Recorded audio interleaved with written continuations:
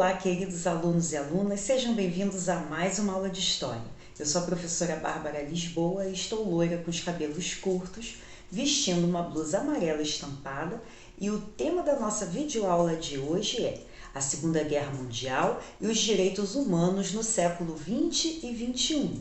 Quais as consequências da Segunda Guerra Mundial? Como ficou o mundo após a Segunda Guerra Mundial? Que relação podemos estabelecer entre a Declaração Universal dos Direitos Humanos e a vitória dos aliados sobre os fascistas e nazistas?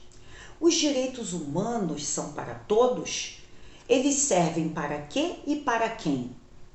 Essas são algumas das perguntas que nós vamos tentar responder na nossa videoaula de hoje.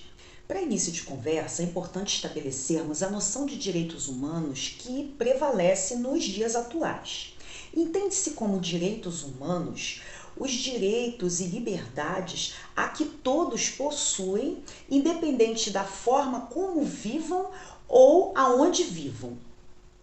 São os direitos relacionados à dignidade humana, como o direito à liberdade, à segurança e a um padrão de vida decente.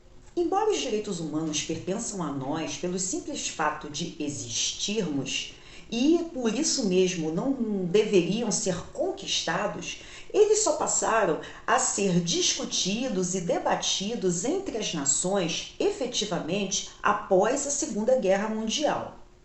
Os direitos humanos são protegidos pelo direito internacional e estabelecidos na Declaração Universal dos Direitos Humanos.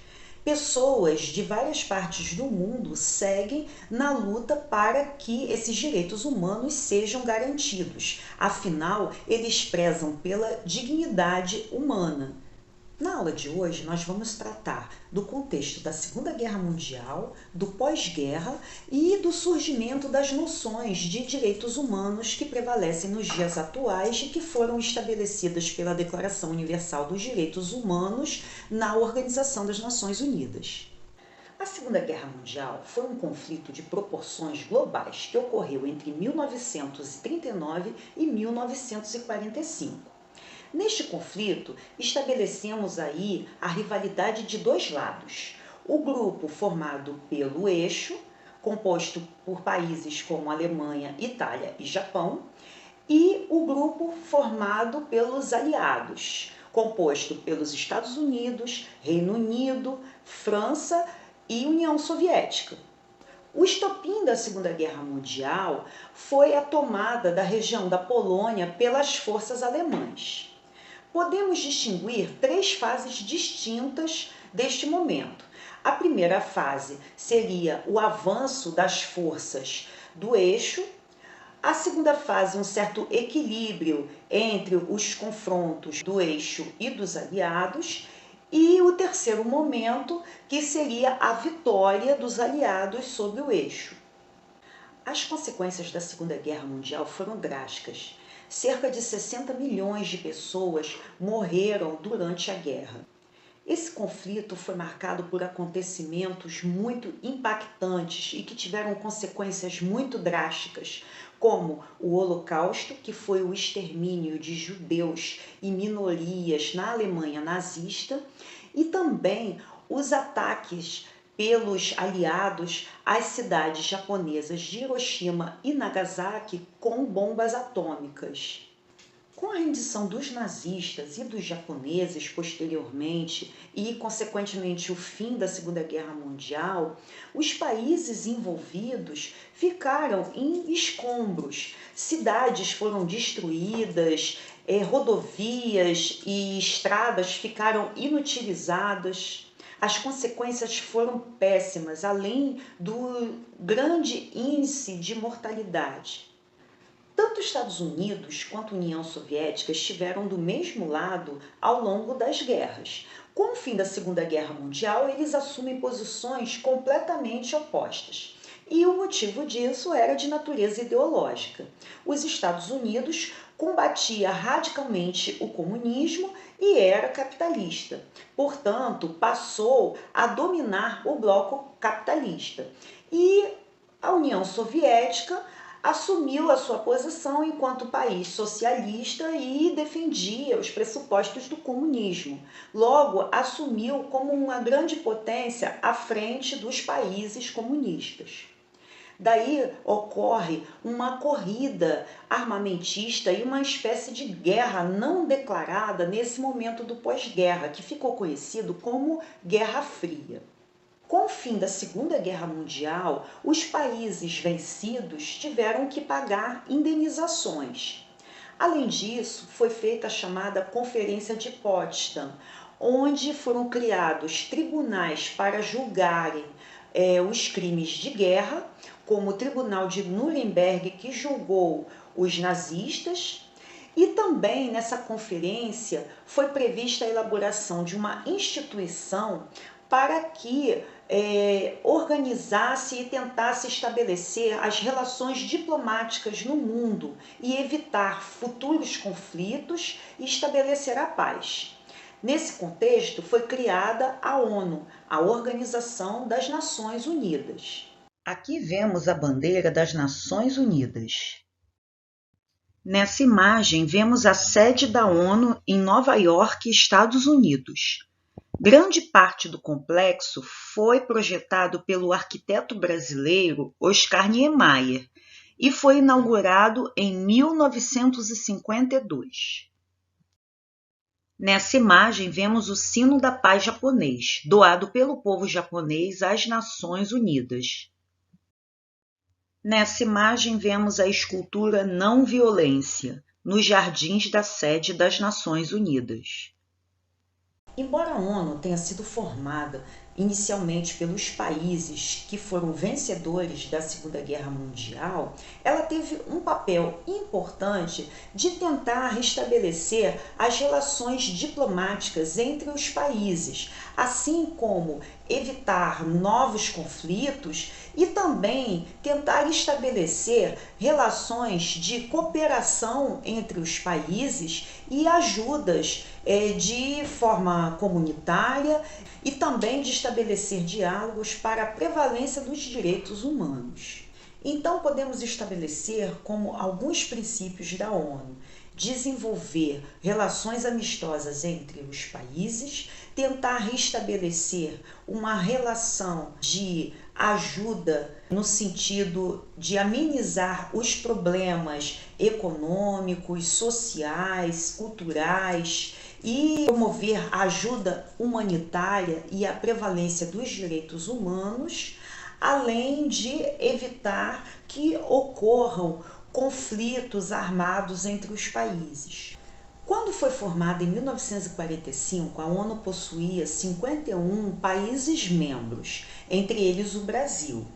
Atualmente conta com 193 países membros e é uma das instituições mais respeitadas do mundo. A estrutura administrativa da ONU conta com diversos órgãos. O principal órgão é o Conselho de Segurança, pois possui um grande poder de decisão na organização. Ele é composto por 15 países, sendo 5 permanentes e 10 temporários. Os países permanentes são Estados Unidos, Inglaterra, França, China e Rússia. Assim como o Conselho de Segurança, a ONU possui outros órgãos também muito importantes, como a Assembleia Geral, o Secretariado, o Conselho Econômico e Social, o Conselho de Tutela e a Corte de Justiça. ONU em 1945. Em azul claro, os membros fundadores. Em azul escuro, os protetorados e territórios dos membros fundadores.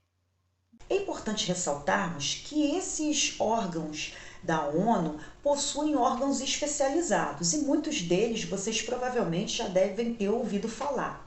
Por exemplo, o Conselho Econômico e Social possui órgãos como a Unesco, que é um órgão voltado para o desenvolvimento da educação, ciência e cultura, o Unicef, que é voltado para a resolução dos problemas da infância no mundo, o FMI, que é o Fundo Monetário Internacional, a OMS, que é a Organização Mundial de Saúde, e ainda o Banco Mundial.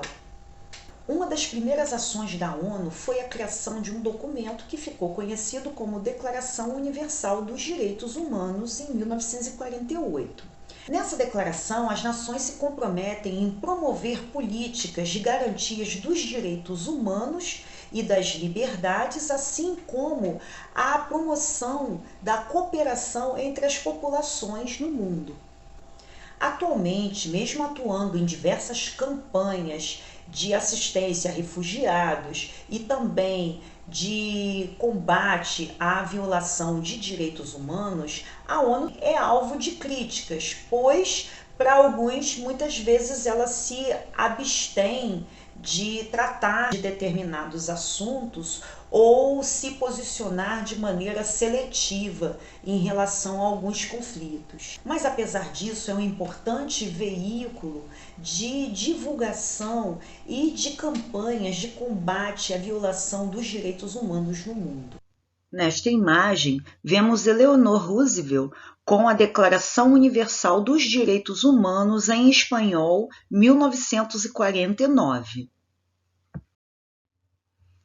Aqui nós temos o artigo 1º da Declaração Universal dos Direitos Humanos, promulgada em 10 de dezembro de 1948 pela Assembleia Geral das Nações Unidas.